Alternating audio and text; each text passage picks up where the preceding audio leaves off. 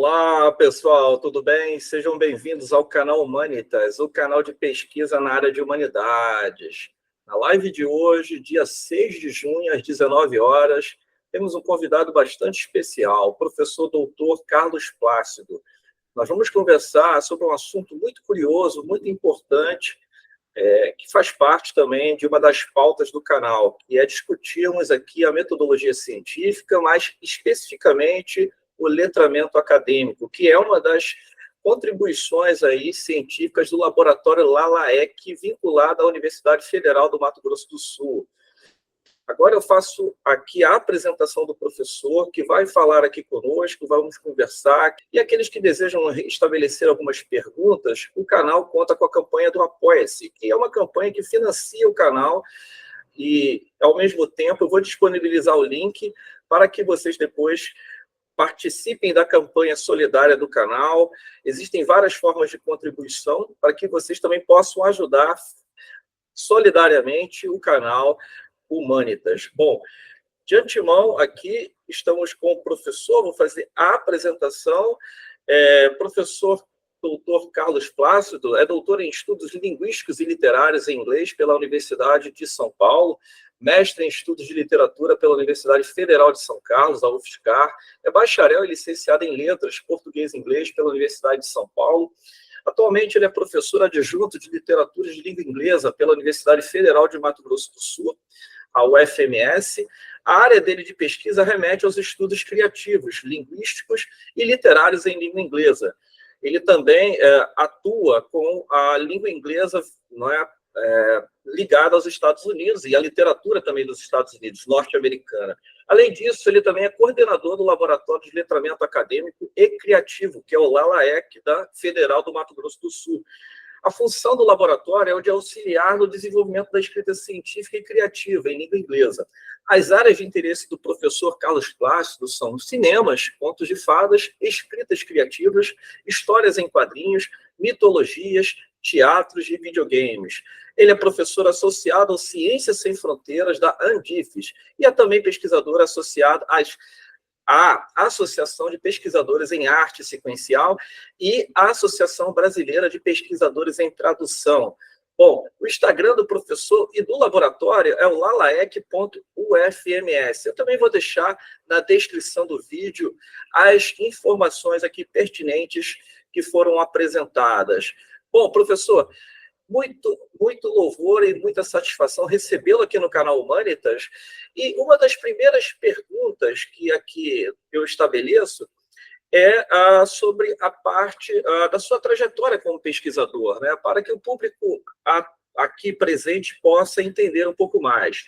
Então, você já é um professor atuante nas letras, né, na literatura norte-americana, nos estudos de língua inglesa, e durante o seu mestrado e o seu doutorado, me parece que também é fruto dessa área específica, né?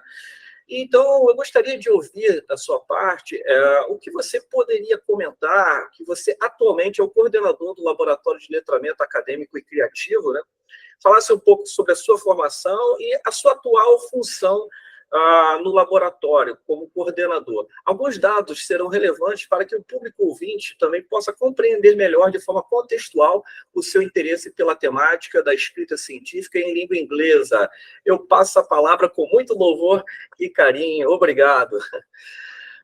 Gostaria de agradecer, né, o convite feito pelo professor Cristiano. É uma honra e um prazer estar fazendo parte, né, dessa live e também de poder atingir um pouco, conversar um pouco com o seu público, né? Eu me lembro que quando eu comecei a minha carreira como pesquisador, há mais de 10 anos atrás, era muito diferente do que é hoje. Se falava muito, né, em congressos, né? Quando a gente tentava comentar ou elaborar ou planejar alguma coisa relacionada à divulgação, ou mesmo ao compartilhamento das ideias, das pesquisas, né? E, a meu ver, há 10 anos atrás, eu imaginei que sempre seria assim. 10 anos, né, é muito pouco tempo, e as coisas vêm mudando cada vez mais rapidamente, né? E a gente tem que se adaptar, né? Se a gente não se adapta, o tempo nos come, né? Nos devora. Então, bem brevemente, né? Não vou retornar muito, mas há 10 anos atrás, a minha intenção nunca foi exatamente seguir a carreira acadêmica, né? Foi algo que foi se colocando para mim, né, através de várias oportunidades, mas principalmente através de demandas. Então, a minha ideia, originalmente, era me formar na USP, em Letras Português e Inglês, e quando eu iniciei, né, quando eu entrei aí no vestibular, aí um pouco mais de 10 anos atrás, meu foco era a língua inglesa, sempre foi a língua inglesa, e eu me lembro que eu não tinha conseguido, porque eu não sei se vocês sabem, mas na USP, o processo da letras é um pouquinho diferente. Né? Você passa pelo vestibular, como todos, depois você tem que fazer mais um ano, e aí depois você passa por um outro vestibular, mini vestibular lá dentro, e os mais bem colocados vão acabar ficando com as línguas mais procuradas. E inglês, já há um bom tempo, né? Pelo menos há uns 30 anos para cá, vem sendo a língua mais bem procurada, por questões principalmente de trabalho, questões financeiras, né? No meu primeiro ano, eu entrei muito novo, com muito pouca experiência, e eu me lembro que eu acabei não focando muito nessa questão, porque eu estava maravilhado com o mundo acadêmico, né? É muito diferente do ensino médio, e todo esse maravilhado meu resultou em eu ficar em um dos últimos colocados. E eu me lembro que quando eu fui escolher, a minha escolha, né, não foi minha. Ou seja, eu acabaram escolhendo por mim. O que eu quero dizer com isso? Eu fiquei com o que tinha sobrado, né? Na época, esse termo eu achava tão feio, né? Mas era o que todo mundo estava comentando. O que eu fiquei? O que eu tinha sobrado? Grego antigo, quer dizer, nem latim, né? E eu me lembro que na época ainda tinha algum mercado de trabalho para professores de latim. Não sei, muitos membros do canal e o seu público que está assistindo, acho que nem faz ideia. Hoje, você entra na maioria dos cursos de letras, dificilmente você vai ter latim. São algumas poucas universidades que ainda estão mantendo, né? A USP, devido à tradição, ainda mantém, né? Até uma graduação em latim. E eu nem latim peguei, eu peguei grego antigo. E eu nunca vou esquecer, no meu primeiro dia de aula de grego antigo, eu fui, né? E a professora falou, olha, o que a gente vai ensinar para vocês aqui é um que a gente acredita que era falado na Grécia há mais de 2000 anos atrás. Sim. E eu me choquei tanto com aquilo, né, que eu comentei, fazendo uma piada com um colega meu, nossa, mas eu fui tão mal nesse processo seletivo que eu peguei uma língua que a gente nem sabe se essa pronúncia era a real daquela época. Quer dizer, é uma suposição, claro, baseada em fatos, né? Baseado em muitos estudos, né? Mas aí não deixa de ser ainda uma suposição, principalmente porque é uma língua muito antiga, né? E muito distinta do grego moderno. Essa história, assim, é a primeira vez que eu estou contando, né? Eu acho que é o efeito desses canais. Mas eu acho interessante, por quê? Porque alguém como eu não tinha perfil nenhum de ser professor universitário. E virei, né? E outros colegas meus que entraram muito bem na época, inclusive ficaram nas primeiras posições desse processo seletivo da USP, pegaram inglês, pegaram espanhol, que eram as línguas na época mais mais visadas, né? A maioria deles nem se formaram, né? Já resumindo, né, essa história toda, eu acabei desistindo desse processo, né? Por vários motivos. Um, por inexperiência, né? E segundo, porque o grego antigo é muito difícil. E aí, o que aconteceu? Mas eu queria, meu foco sempre foi a língua inglesa. E aí eu fiz algo que não era muito comum, mas todo mundo me aconselhou a não fazer, e como sempre, eu decidi fazer. Eu prestei novamente o vestibular. E ao prestar o vestibular de novo, eu tentei me dedicar melhor nesse segundo processo, né, seletivo aí já dentro da Letras na USP, e fui bem melhor, né, do que a primeira vez. Só que eu não peguei o inglês, né? E eu acabei pegando italiano, Sim, né? Eu estava aí no meio termo. E mas meu sonho sempre foi em inglês. E eu comecei a fazer italiano. Ao mesmo tempo, eu estava no apogeu, né, da língua chinesa aqui no Brasil. Foi bem na época das Olimpíadas. sim, E a conversa toda, né, era que o chinês ia dominar, ia ficar no lugar do inglês, ia dominar aí o mundo. Inclusive, vocês podem não saber, mas a gente teve, né? O que aconteceu? Eu comecei a sair do italiano e fui para o chinês, porque você podia, né, fazer uma prova e trocar, ou pedir simplesmente para trocar, caso houvesse vagas. Eu acabei trocando. Eu gosto do italiano, né? Mas gostei muito da graduação na época, mas acabei indo para o chinês. E assim que eu mudei, porque essa era a conversa na época, né?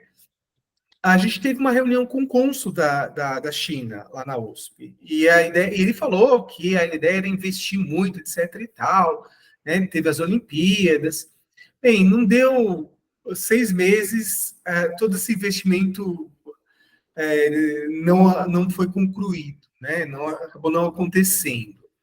E eu me lembro que um dos motivos foi porque eles estavam, na verdade, analisando ainda se os ocidentais conseguiriam assimilar a língua chinesa em tempo hábil para que eles pudessem competir cientificamente frente à língua inglesa. Essa história toda que eu contei para vocês, né, é para vocês entenderem como que eu cheguei, onde eu cheguei. sim, sim. Né? Bem, 6 meses eles conseguiram coletar dados. Eu fui um dos sujeitos da pesquisa, eu participei.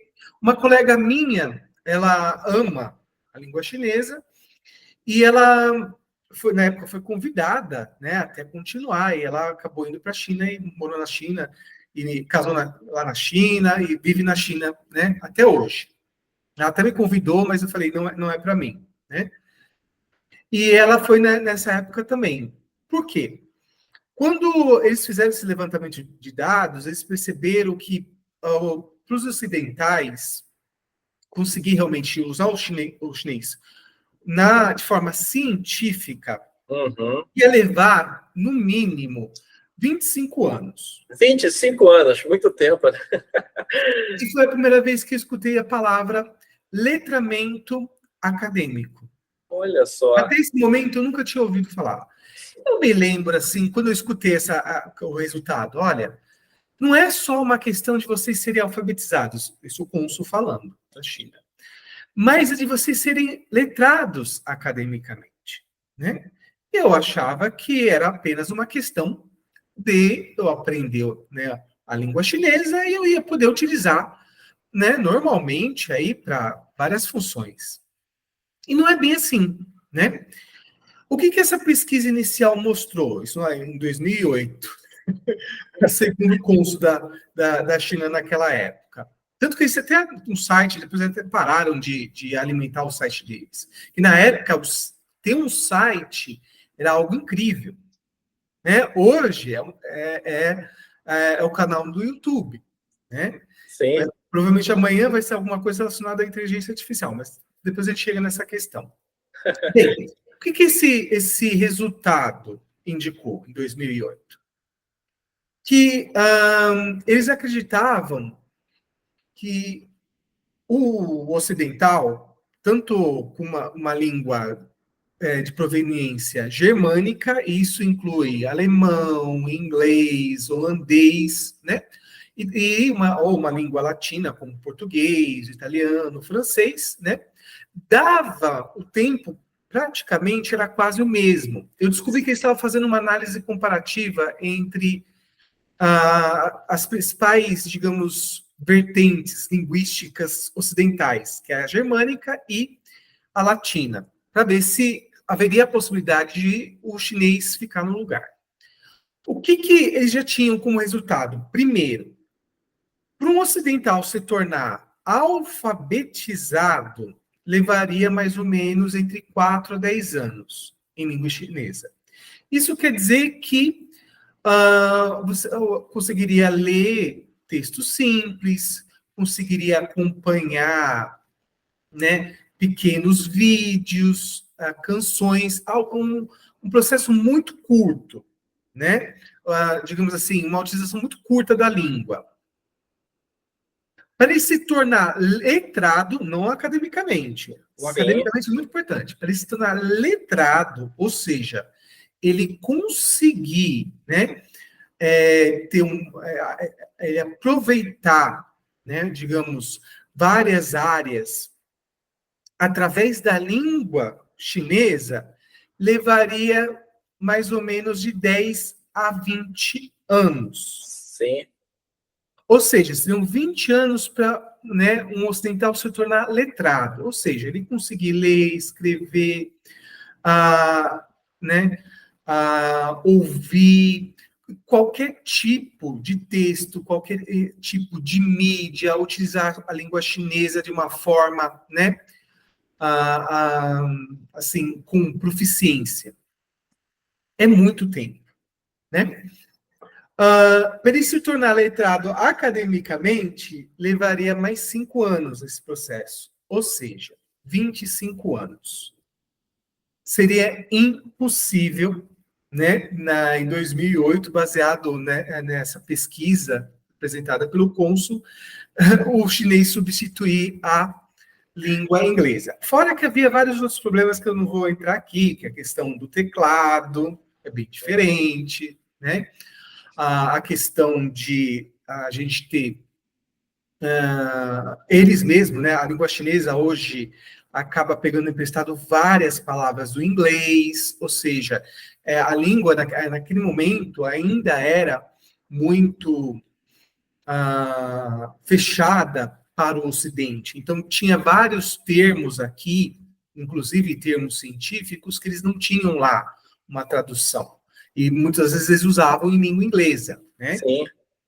Até um bom exemplo, até hoje, quando você vai, por exemplo, falar o seu e-mail em chinês, você utiliza ET, que vem do at, né? Sim. Por exemplo, vou falar arroba, né? Então, vou falar o meu e-mail, carlos, né?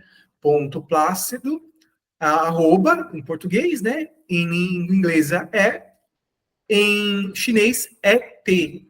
É ter, sim. É T. Porque eles acabaram, né, aí utilizando, né, pegando emprestado do inglês. Eles usam muito, mas muito do inglês. Né? Sim. Por que eles usam? De 2008 para cá, quando eles desistiram de fazer isso, eles investiram muito para que os chineses aprendessem a língua inglesa. Sim. Tanto que hoje eu converso com alguns colegas, né, dessa época, que eu fiz também, os jovens chineses já estão substituindo muito várias palavras hoje em chinês, por exemplo. Quando eu vou ensinar chinês para alguém, eu falo, o mais comum é falar ni hao, né? Tudo bem. Mas chegar lá na China, ninguém fala. Eles falam o quê? Hai. Sim. Que é do inglês. Que é do inglês. É um empréstimo, no caso, né? Vai se despedir, sai tiem, lindo, né? Aí chega lá, eles falam, bye bye. Assim, né? E assim por diante. Bem, nesse momento, eu achei, mas o que será que é isso? Letramento acadêmico em língua chinesa que vai levar 25 anos para eu conseguir? E ficou isso na minha memória. Bem, aí apareceu um novo processo seletivo, acho que eu adoro fazer parte do processo seletivo. Geralmente, eu não sou convidado, eu me convido. e ia ter o que hoje é um pouco mais comum, uma movimentação interna na USP. E abriu 3 vagas para a língua inglesa, o que era muito difícil, mas na época abriu. E aí você se candidatava, né? Os que tinham melhor média apoderada conseguiriam pegar essas vagas. Eu estava um pouco desmotivado, porque depois do que eu comentei tudo para vocês, né, embora eu amava, eu tinha uma orientadora incrível até hoje, a Tia, né, ela sempre falava, eu sou pequenininha, mas meu nome é fogo em chinês, né? Ela realmente era um fogo. Eu nunca vou esquecê-la. E apareceu essa oportunidade, eu conversei com ela, falei, olha, estou amando, eu realmente, e até hoje eu estudo, né, eu estudo ainda, dou aula de chinês, a língua chinesa, eu me apaixonei, mas aquela questão, academicamente pensando, Sim, a língua inglesa teria mais oportunidades, pelo menos aqui no Brasil. sim. E aí apareceu essa chance, eu né, me candidatei aí para participar desse processo seletivo, né, interno, e, por incrível que pareça, fiquei em primeiro lugar, Olha só. entrando em língua inglesa. Sim, De alguém que lá atrás não tinha nem pegado uma língua viva, que eu brincava, né, com meus colegas. Gente, eu peguei uma língua morta. Porque quando saiu o primeiro resultado, a gente ficava perguntando, ei, você pegou que língua? Ah, eu peguei inglês, eu peguei espanhol, eu peguei francês. E você, Carlos? Ah, eu peguei uma língua morta. Né? Né? Que é o grego antigo, né? É uma língua morta. sim, sim. Aí, de alguém que saiu de uma língua morta para uma língua hoje muito utilizada na academia, né, eu fiquei muito feliz. Bem, aí começou o meu processo com letramento acadêmico, que a gente vai chegar, então, ao LALAEC. Eu não sabia direito o que era letramento acadêmico, né? Então, eu acabei, né, durante o curso, aprendendo, né, o curso de língua inglesa já era, aí eu vai vir uma palavra que é, olha, essa palavra, ela vai ser muito importante a partir dos próximos anos, né? Sim, Mas o inglês da USP já era internacionalizado. E quando eu falo essa palavra, a primeira coisa que as pessoas pensam é: ótimo, intercâmbio. sim, O intercâmbio é um processo da internacionalização? Sim, sim. mas não chega a ser nem 5% do que é a internacionalização. Né? Bem, eu já estava inserido, né, pelo menos, né, com essa oportunidade, como a língua inglesa já estava internacionalizada, eu já entrei aí num curso que já estava focando, né, esse futuro. Sim, E esse futuro chegou.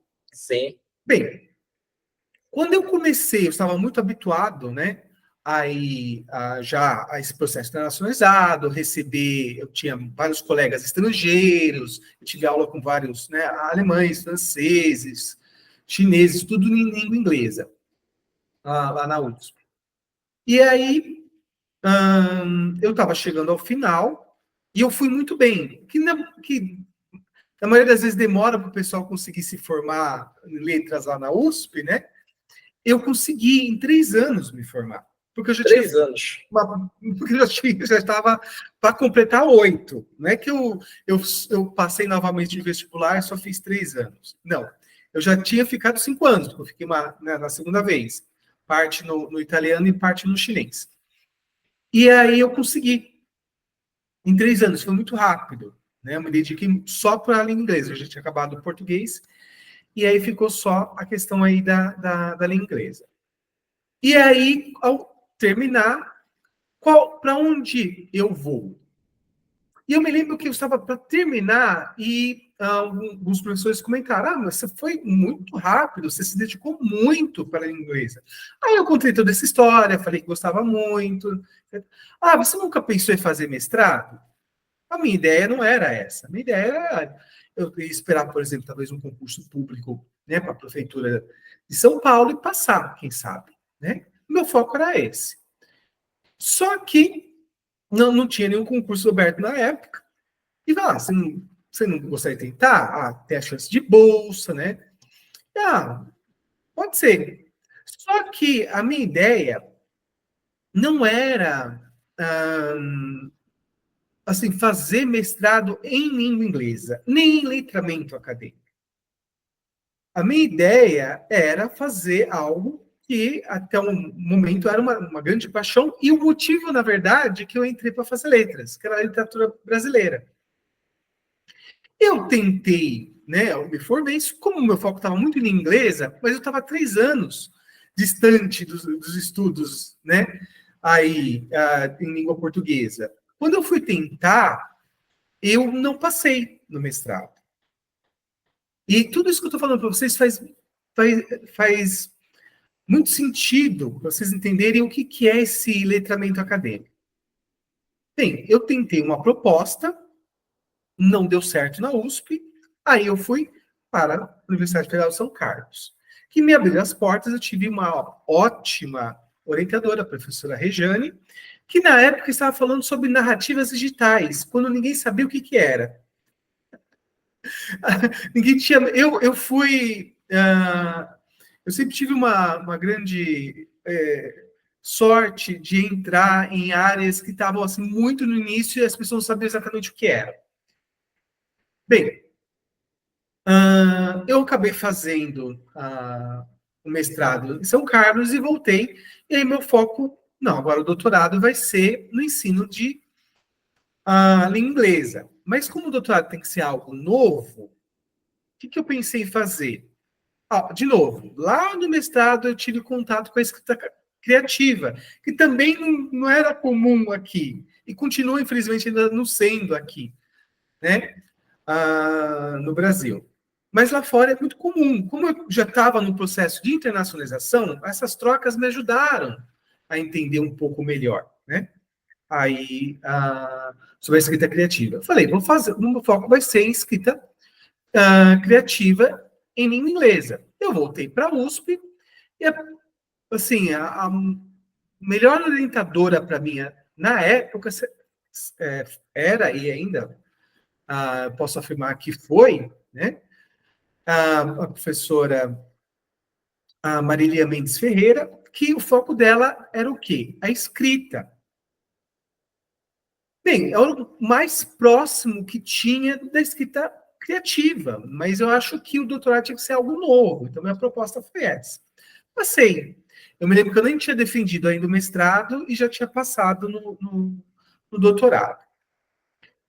Quando eu iniciei, a professora Marília começou a comentar que ela tinha um projeto chamado LAC, que é de Laboratório de Letramento Acadêmico, e que nos solicitou se a gente não poderia, né, se voluntariar pelo menos 2 horas por semana no laboratório, né? Eu não sabia, eu não tinha a mínima ideia do que era. Mas tudo isso me trouxe várias questões que me colocou em crise, né? Fez eu refletir muito. Primeiro, né? Eu perguntei, mas qual que é o foco desse laboratório? Porque eu nem sabia que a área de humanas tinha laboratório. Para mim, na Sim, época, 2015, anos sim. laboratório é a área de exatas e a área de humanas. Laboratório na área de humanas, o que a gente vai fazer? Né? E ela falou, não, nosso foco é letramento acadêmico. Eu falei para voltar nisso. Nessa hora eu me lembrei de lá de trás. Tá. Então deve ser muito importante, porque o cônsul tinha comentado sobre isso, desistiu, né? Então, vai ser uma oportunidade, mas, a meu ver, eu pensei, vai levar uns 25 anos, né? E aí, tudo bem, eu vou ajudar. E nesse momento, foi quando eu comecei a investir, a estudar muito, a pesquisar sobre letramento acadêmico, né? Principalmente em língua inglesa. Então, acho que não me prolongando muito, você acabou fazendo uma resposta, eu te respondi em quase meia hora, mas foi aí que eu cheguei à ideia do LALAEC. O que o LALAEC tem de diferente? Né? Sim. Pode me cortar. Não, sem problema. Pode continuar, professor. A conversa está ótima, porque assim, estou entendendo muito bem, porque esse detalhamento é importante para que os ouvintes, né, os participantes, possam compreender hoje as contribuições do próprio laboratório, né, no qual você é o atual coordenador. E por quê? Se eu tivesse, né, assim que eu tivesse entrado na universidade, eu tivesse um apoio de um centro de escrita, que um laboratório de letramento acadêmico nada mais é do que um centro de escrita. Há vários nomes. É Writing Center, centro de escrita, estúdio, né? Cada universidade, né, tem um nome aí, dependendo do coordenador. Mas, basicamente, é essa a ideia. É o aluno ter um acompanhamento focado naquilo que será a sua vivência acadêmico-científica. Por que eu divido? Porque são situações diferentes. Tá? E uma pergunta me veio à cabeça hoje o próprio laboratório atende todos os cursos ou apenas o curso de letras, no caso, né? Todos os cursos. Todos. Como é lá fora? Por que lá Sim. fora? Porque lá fora já está internacionalizada. Sim. Sabe, toda essa história que eu comentei com vocês foi por quê? Por falta de orientação. Sim.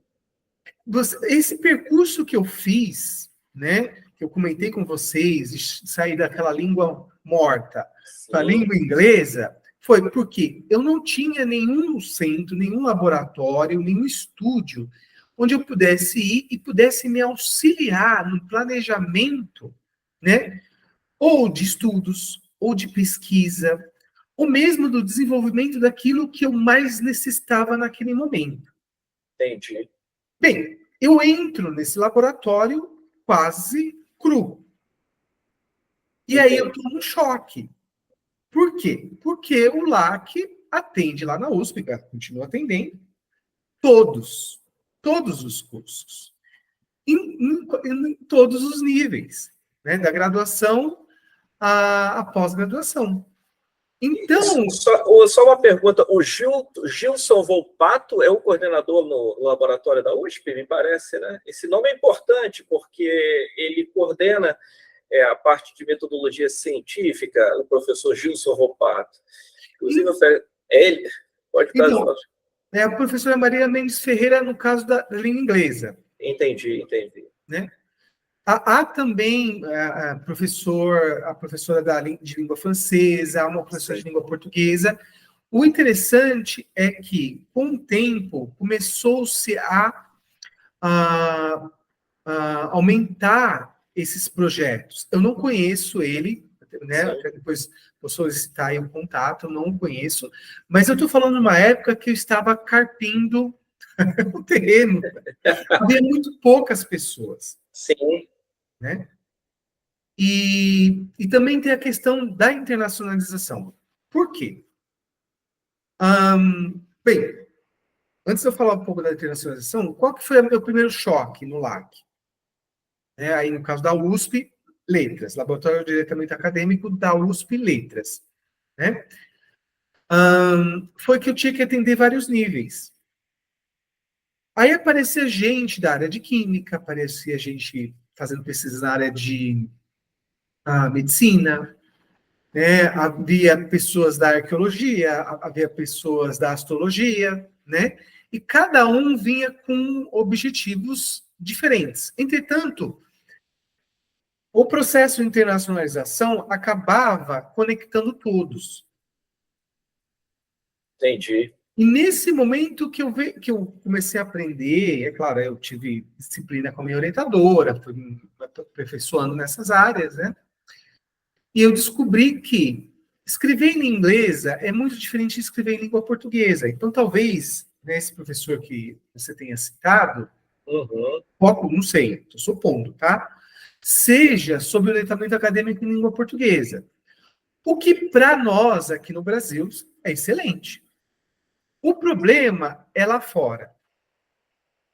Né? Por quê? Porque é aí que vem os vários obstáculos que o laboratório ajuda. Né? E aí eu já entro na questão. Então, quais são os serviços que o laboratório oferece? Né? São vários, mas a gente tem 3 eixos. O primeiro seria a internacionalização. Mas aqui, no Mato Grosso do Sul, eu descobri que não é só a questão de escrever em língua inglesa, que é diferente de escrever em língua portuguesa. Dar aula aqui, formar professores aqui, em português e inglês, é bem diferente do que era, né, do que foi a minha formação na USP. Eu tive que me adaptar. Né? Então, o meu foco principal, primeiro, seria a internacionalização. Internacionalização dos estudantes, né? Desses estudantes Isso. Que desejam... Né? Não só ir para fora. Você vê como já está arraigado aqui? Sim. Quando a gente fala em internacionalização, mas há várias... A internacionalização é um processo que vai acontecer e já está acontecendo aqui. Sim. Eu vou comentar rapidamente como é. Aqui. Bem, o que aconteceu? A ideia era essa. Então, trocou o eixo. A internacionalização acabou ficando no terceiro. Então, qual que é o nosso eixo principal hoje? Desenvolver a língua inglesa de forma acadêmica. Né? Bem, o que isso quer dizer? Poder auxiliar os alunos, né, a eles conseguirem desenvolver habilidades que não tiveram oportunidade quando fizeram, talvez, um curso de idiomas, ou talvez aprenderam de forma autodidata, ou com os vídeos do YouTube, ou seja, essas lacunas. Nós recebemos hoje vários alunos, né, às vezes até alunos fluentes, que vêm com dúvidas, até hoje, né, um pedido dessa semana foi, eu já sou fluente em língua inglesa, mas gostaria de aprender um pouco mais sobre as preposições, né, in ou at. Em nenhum momento ninguém parou para me explicar isso, né? Então, esse é o nosso primeiro eixo, desenvolver a língua inglesa academicamente. Sim. Nós também auxiliamos, no mesmo processo, a língua espanhola, e em casos pontuais, a língua alemã, italiana, francesa e chinesa. Né? É uma equipe grande hoje que trabalha com você no próprio LALAEC, né? Digamos relativo. Acho que Sim. Tem ainda muito espaço para aumentar. Sim. Né?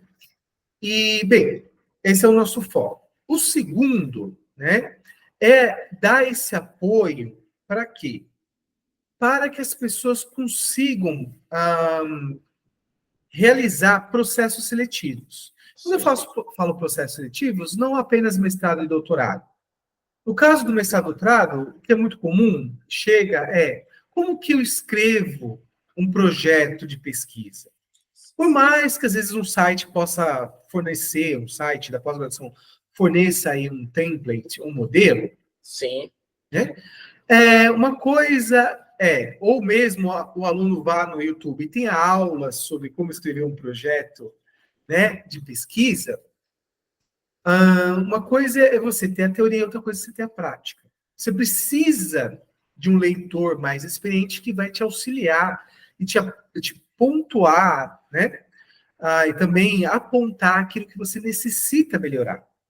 Então, o LALAEC ajuda muito nessas questões. E a gente sabe, quanto melhor, mais bem escrito o seu projeto de pesquisa está, né, mais chances você tem de conseguir passar. De conseguir passar, atravessar esse processo seletivo, né? E no caso do processo seletivo, a gente vai ajudando para tudo. Para a questão, por exemplo, de concursos públicos, entrevista de emprego, né? Nós temos vários problemas, né? Muitos alunos não sabem escrever um e-mail. Olha só. Acham que sabem escrever, tudo em língua portuguesa, tá? Sim. O pessoal acha que sabe escrever um e-mail, não sabe. Então, a gente vem auxiliando, inclusive, né, com foco aí na língua inglesa. Então, é o nosso segundo eixo aí. E o terceiro, que é a internacionalização, que é um processo que está começando agora aqui no país, como eu falei para vocês, o maior erro, né, desse conceito de internacionalização é achar que eu precisa estudar inglesa para fazer o intercâmbio lá fora. Não. Sim. A internacionalização é o seguinte. Um exemplo, a Alemanha, em 1970, eles começaram esse processo de internacionalização. Na Alemanha mesmo, já estavam, para poder receber cada vez mais alunos estrangeiros, eles precisavam escolher uma língua que conseguisse ser essa língua franca, essa língua, esse veículo, para que, independente da área, eles pudessem receber os alunos e se comunicar, e os alunos fazer os trabalhos, e né, desenvolver as discussões. O que eles fizeram? Eles foram analisar as revistas, né? E as revistas, as principais revistas, né? Que hoje a gente tem esse termo, alto impacto, na época não tinha, né? Sim. Mas eles entenderam. As revistas que são mais lidas, Sim. elas são lidas em língua inglesa, né? Sim. Você tem uma ideia, em 1970, das 50 principais revistas científicas do mundo, 49 publicavam em língua inglesa. E uma Olha só. Olha só. Entendi. Então, no campo das letras, da literatura, você poderia citar uma revista importante, ou no campo da linguística, que é uma revista de alto fator de impacto, para que o público possa tomar conhecimento? Bem, isso é interessante. Vou citar uma aqui do Brasil, porque sim, lá sim. fora ela é um pouco diferente, né? O fator de impacto é um cálculo que a gente faz, né? Mas aqui seria a Qualis 1, um exemplo, né? A Desterro, né? Se eu não me engano, aí de Santa Catarina. Sim. Né, que é Qualis A1.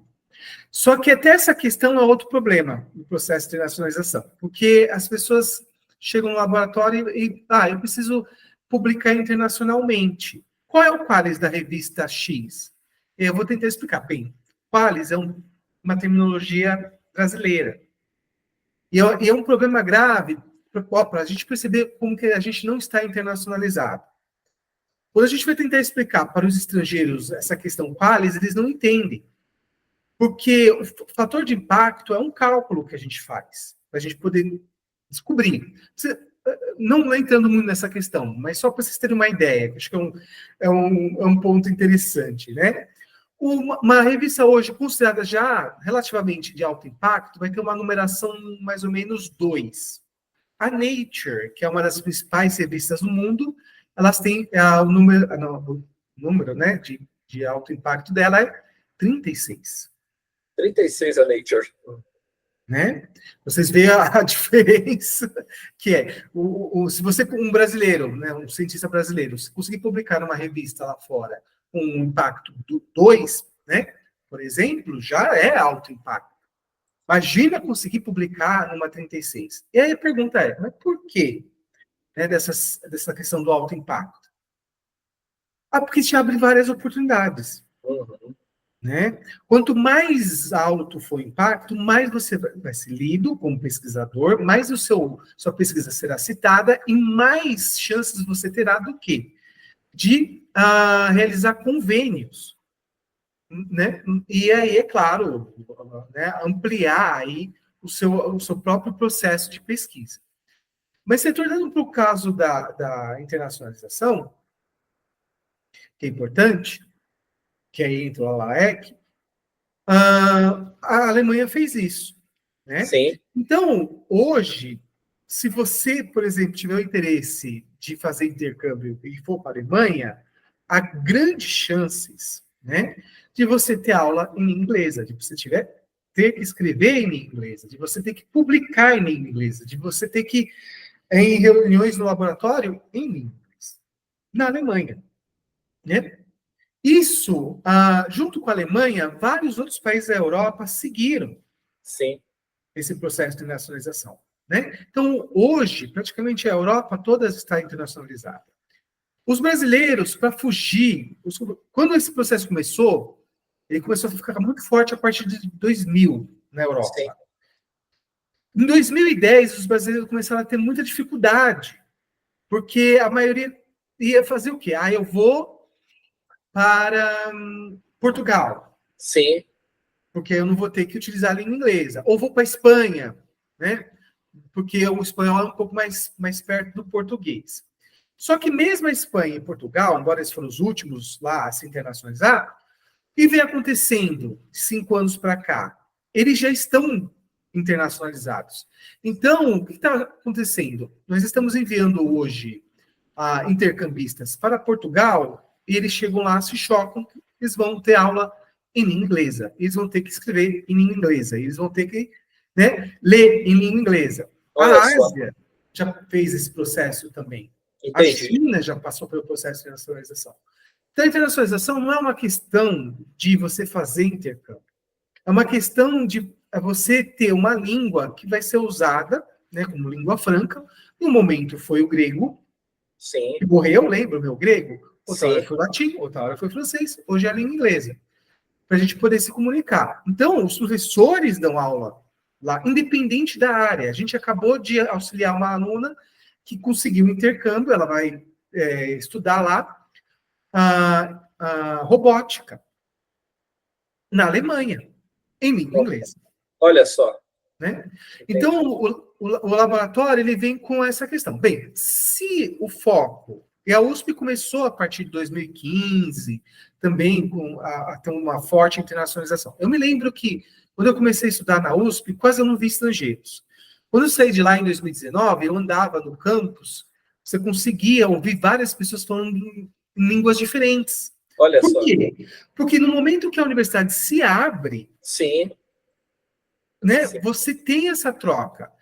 E lembra que eu falei do chinês, do cônsul? O Sim. português é a mesma coisa. A maioria acabava não vindo porque o português, para muitos, é o chinês. Né? Então, nesse momento que a gente está passando na internacionalização, e várias universidades do Brasil terão, né? Porque se a gente não fizer isso, a gente vai ficar totalmente isolado do mundo. Sim. Aí vem a questão, tá, mas nossos professores estão preparados?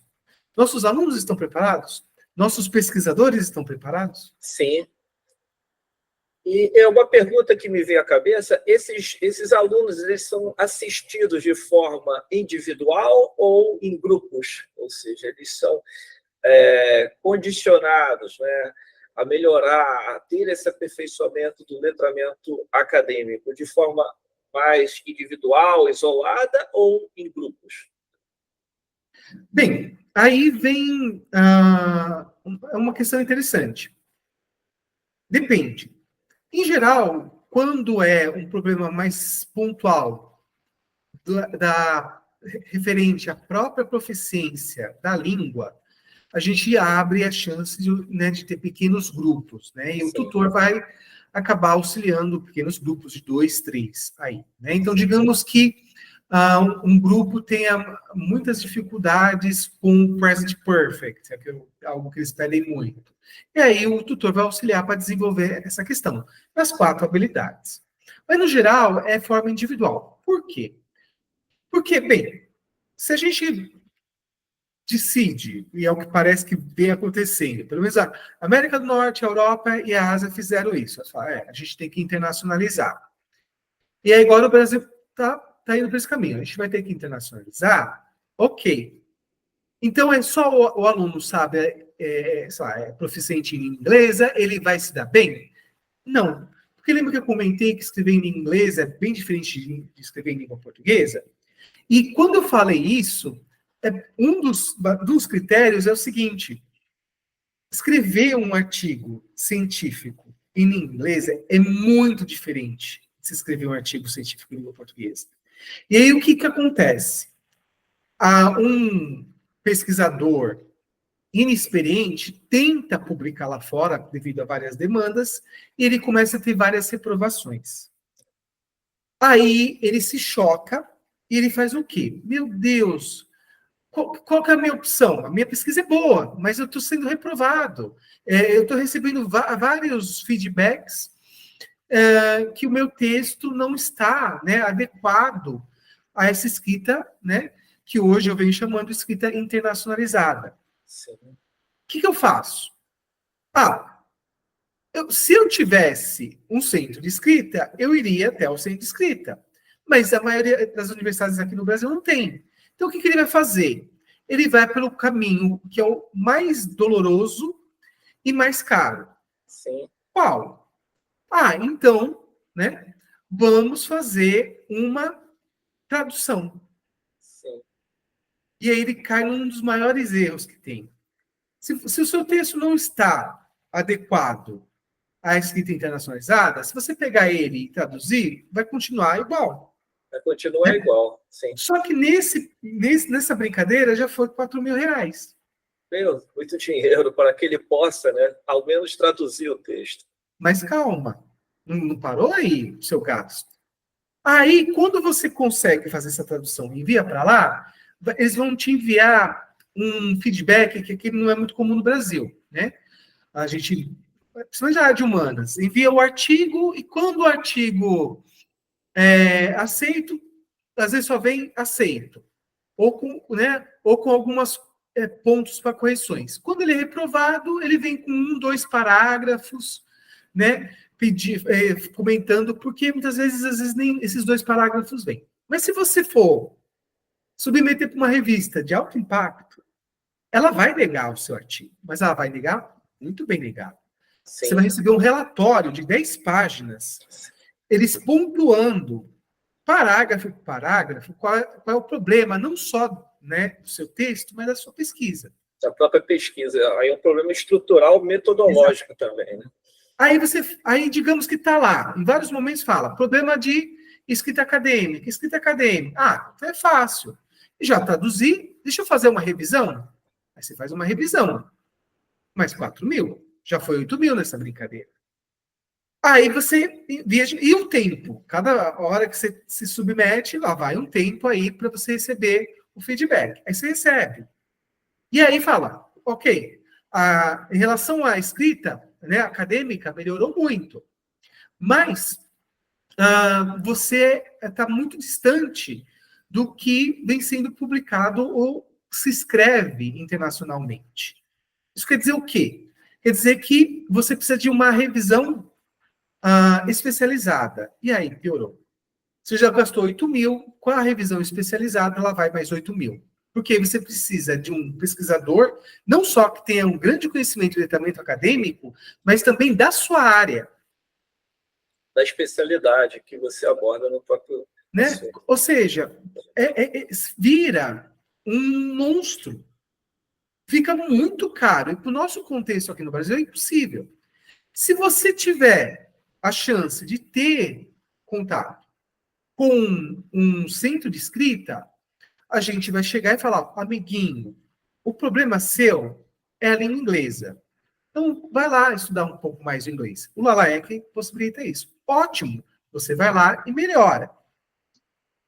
Isso dos males é o menor. Aí, o que a gente vai fazer? Ok, agora você já tem uma certa proficiência em inglesa? Muito bem, então vamos aprender a escrever internacionalmente.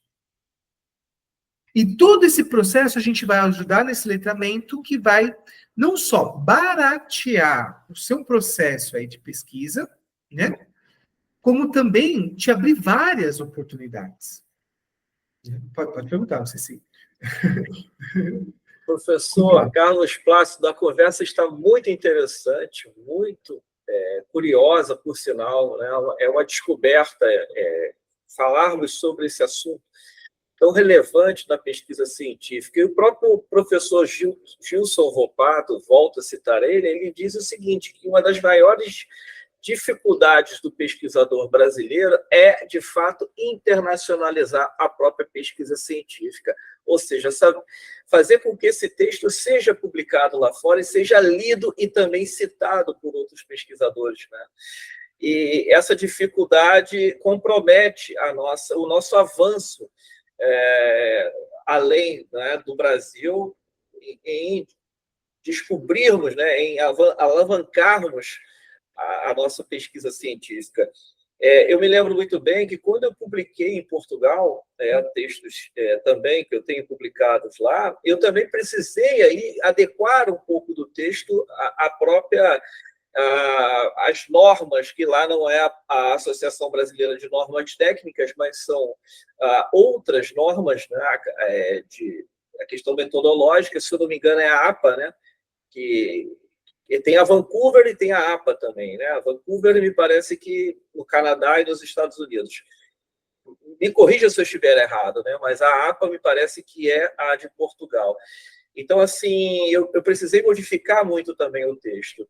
E agora, para que a gente possa encerrar aqui a nossa conversa, que já estamos chegando praticamente no finalzinho aí da nossa live, eu gostaria de ouvir um pouco mais sobre quais são as dificuldades que os acadêmicos enfrentam, né?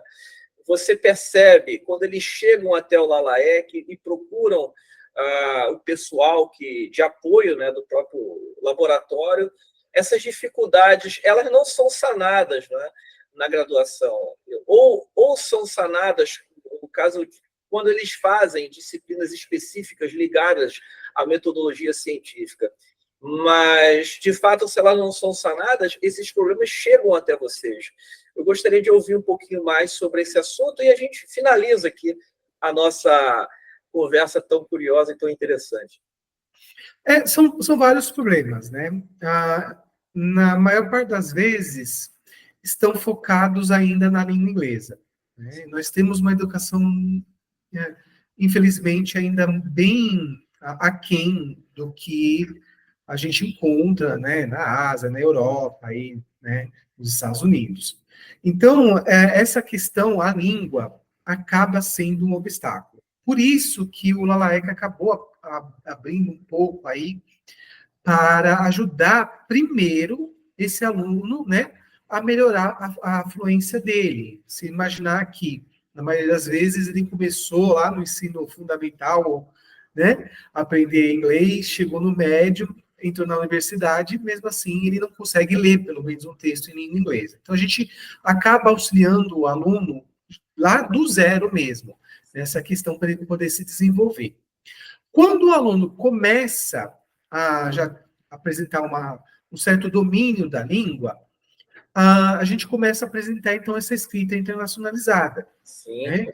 A gente começa a falar como que se escreve um parágrafo, o que é um essay. Às vezes as pessoas pensam, essay é um gênero, né? Não, não é. Essay não é um gênero. Argumentativa, essay é um gênero. Essay é uma organização textual. Né? Então a gente vai explicando. E eu sempre brinco que escrever em inglês é pura matemática. Sim. Né? Cada linha tem um motivo de existir. Né? Às vezes eu vou, por exemplo, em bancas, né? Eu também oriento mestrado e doutorado atualmente, né? Então, tanto de mestrado como doutorado. Quando sou convidado para alguma banca, às vezes eu acho engraçado, porque eu vou ler o texto aqui no Brasil, principalmente a área de humanas, e há situações que são muito distantes dessa escrita internacionalizada. Né? Então, a gente começa a pontuar, indicar, dar várias dicas, melhor aqui, se adeque, né? A questão da APA mesmo, há várias, não é só a APA Chicago, né? A última vez que eu verifiquei, né, num artigo científico que eu analisei, sobre essas normas, tinha mais de 36 existentes. Né? Olha. Só que toda essa questão,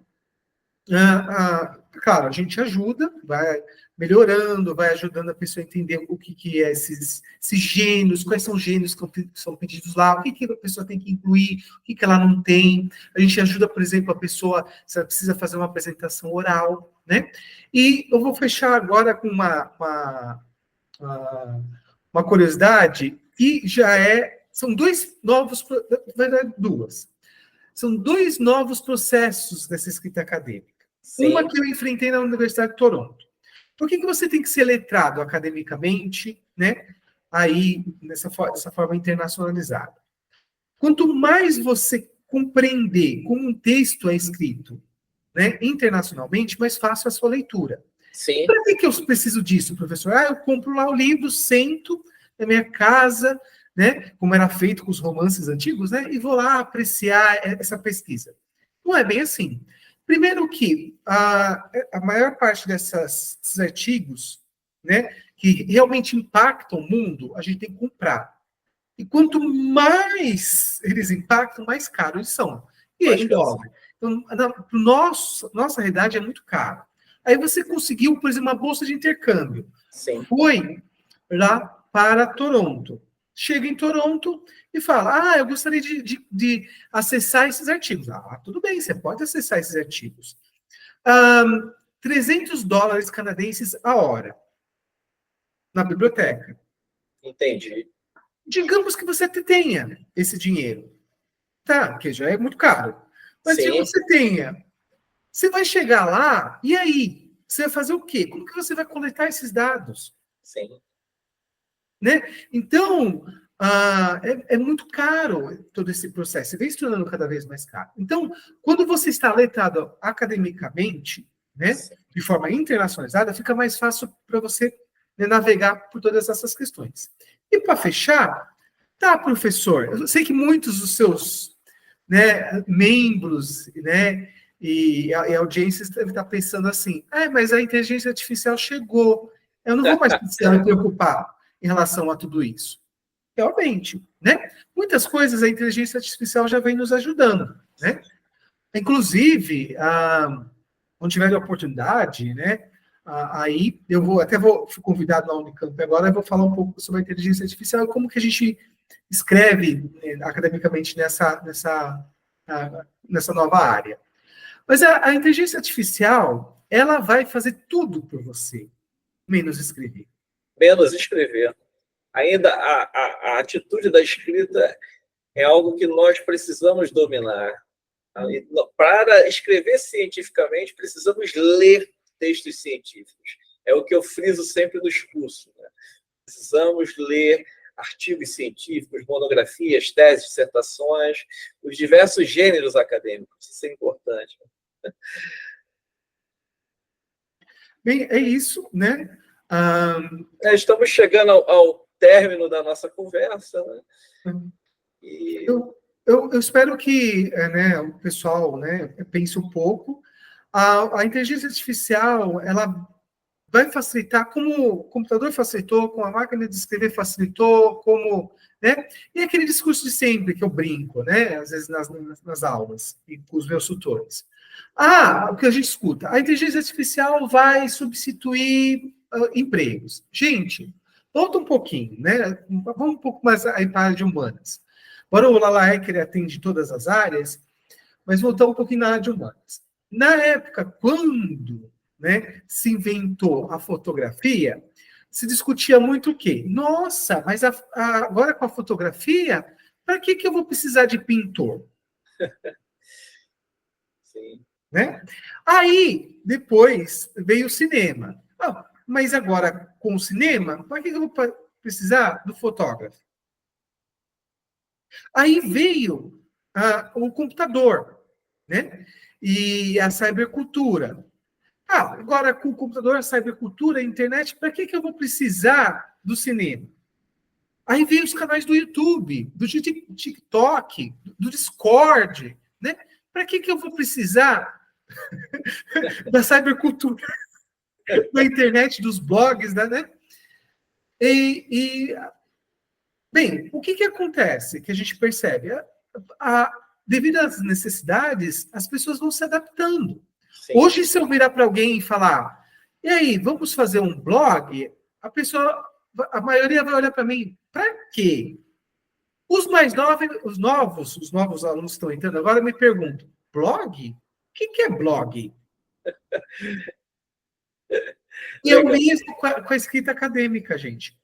E olha, eu fiz o curso, né, na Universidade de Toronto aí, sobre escrita acadêmica com a inteligência artificial, e o que eu posso falar, eu brinco, né, que eu vim do futuro. Olha, se preparem, porque o impacto, se vocês estavam achando que até agora o impacto da internet foi grande, a inteligência artificial na publicação vai impactar de tal forma, né, eu fiquei chocado, né? Então, a gente precisa se preparar. E aí, o que eu descobri no final do curso? Que para eu poder utilizar a inteligência artificial, eu preciso o quê? Saber ser letrado academicamente. Porque se eu não for letrado academicamente, aí não adianta. Aí vai ficar... Nossa, aí realmente, o tempo vai me devorar. Professor Carlos Plácido, excelente conversa na live de hoje. Muito obrigado pelas suas reflexões e pelo seu conhecimento acerca da escrita acadêmica. E uma grande honra recebê-lo aqui no canal Humanitas. Obrigado por ter aceitado o convite. Aqueles que não conseguiram assistir, a live ficará gravada no canal, também depois passará por um processo de edição, com a vinheta, com a legenda, enfim, e também com a descrição do próprio laboratório na descrição do vídeo, para que todos possam tomar conhecimento. E só para terminarmos aqui a conversa e amarrarmos, hoje o LALAEC, ele também atende online ou só presencial? É uma pergunta. Na verdade, a gente atende hoje praticamente só online. Online. Porque e a gente, por enquanto, como a gente está tentando conscientizar as pessoas da importância dos centros de escrita, nós abrimos para fora da UFMS, né, da Universidade Federal do Mato Grosso do Sul. Então, quem ainda tiver interesse, quiser, né, ter essa experiência, né, eu não sei por quanto tempo a gente vai conseguir manter, mas pode entrar em contato com a gente, né, aí pelo nosso Instagram, né, e marcar um atendimento, conversar com um dos nossos tutores. Qual que é o problema aqui da Universidade Federal do Mato Grosso do Sul? Nós somos 14 campi. São regiões muito distantes uma da outra, muito mais distantes do que quando eu vivia, por exemplo, em São Paulo, nas cidades em São Paulo, né? Então, a forma que a gente encontrou para poder atender todos os campi nos atendimentos serem remotos. Então, eu deixo vocês aí, esse é o meu convite, né? Eu sei que está aberto aí ao público geral. Quem tiver interesse ou precisar de alguma ajuda, por enquanto, nesses 3 eixos que eu comentei, né, vai no Instagram, manda um e-mail para a gente, né? E a gente vai, pelo menos nesse momento, ir atender. Excelente, excelente. Então, vou deixar na descrição do vídeo a descrição do próprio laboratório também, junto com o link do Instagram, né? Para que os interessados possam entrar em contato com o laboratório. Mais uma vez, professor Carlos Plácido, muito obrigado pelo aceite do convite. Nós finalizamos aqui a nossa conversa e o canal Humanitas agradece a sua audiência. Afinal de contas, você é o carro-chefe também aqui da nossa conversa. Sem você, nós não poderíamos aqui estarmos ao vivo nesse momento, no dia 6 de junho, quinta-feira, às 19 horas. Agora já são 27 minutos. 8 horas e 7 minutos. Eu encerro aqui a conversa. Um abraço e fica também aí a oportunidade de nós conversarmos adiante, professor. Obrigado, obrigado. Eu que agradeço. Tchau, tchau, tchau. Tchau, pessoal, tchau.